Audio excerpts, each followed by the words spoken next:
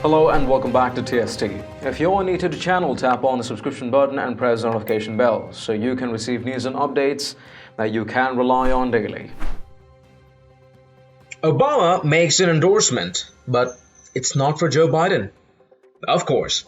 Obama won't publicly endorse his former VP for president, but he will publicly endorse mail-in vote fraud. For the most part, former President Obama has done the former president thing and hasn't been too vocally critical of his successor, President Donald Trump. That's not to say Obama has been completely silent either, like his predecessor George W. Bush was, though Obama trashed Bush on a near daily basis while president, blaming his poor economy on 41 well into his second term. No. Obama tends to pop up from his multi-million-dollar digs in Martha's Vineyard when something is really important to him, when he sees an opportunity to advance his Marxist agenda. Like now, during the coronavirus pandemic that has been hyped and hyped and hyped as a planet killer by his garbage party and their media propagandists.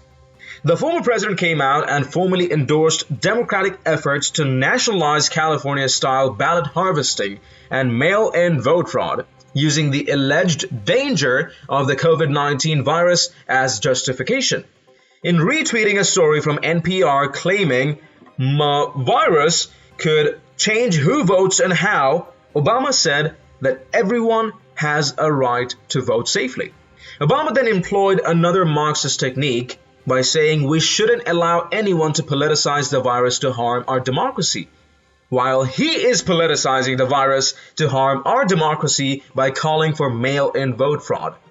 Fact: whatever a Democrat says, he or she means the opposite. Fact number 2. Whatever the Democratic Party supports, it's not good for our republic and our constitutional system. Keep in mind, the Democrats are the party of vote fraud.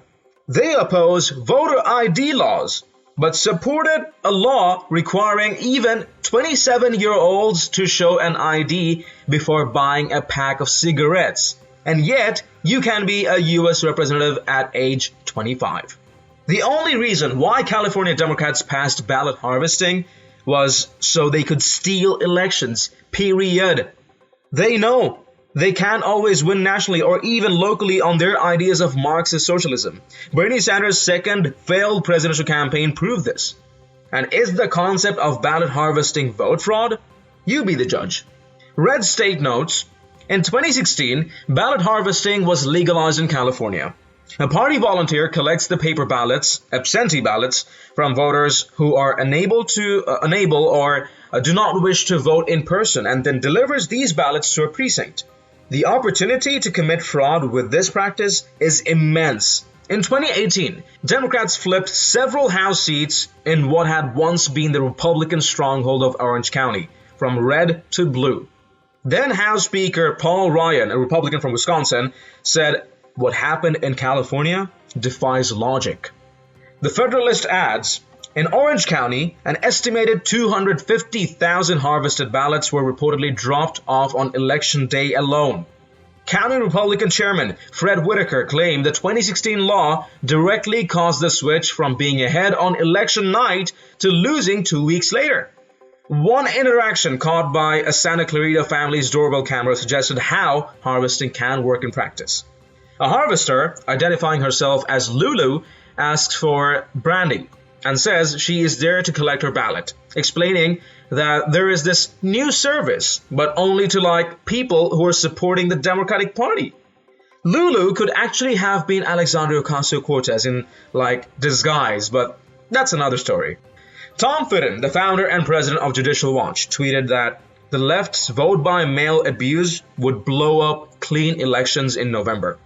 The Pelosi-Clinton scheme would result in sending ballots to zombie voters, the end of voter ID, and wide-scale voter intimidation. Fitton should know a thing or two about vote fraud. His organization has been suing states left and right over outdated voter registration rolls, which are violations of federal law and in many cases state law. Mail-in voting requires a ballot to be sent to every person on voter registration rolls. If those rolls are outdated, Imagine how easy it would be to substitute a ballot for the missing or dead person, then harvest in on election day. Obama popped up to endorse this, but he still won't come out and endorse his own former vice president. That should tell you something. Share your thoughts and responses in the comments down below. If you've liked this report, let us know by tapping that like button down below, share the news among friends and family, and don't forget to subscribe to our channel. Thank you for watching. Stay tuned for more news and updates on TST. I'm David Ravine, and I'll see you in the next one. Till then, stay home, stay healthy, and stay safe.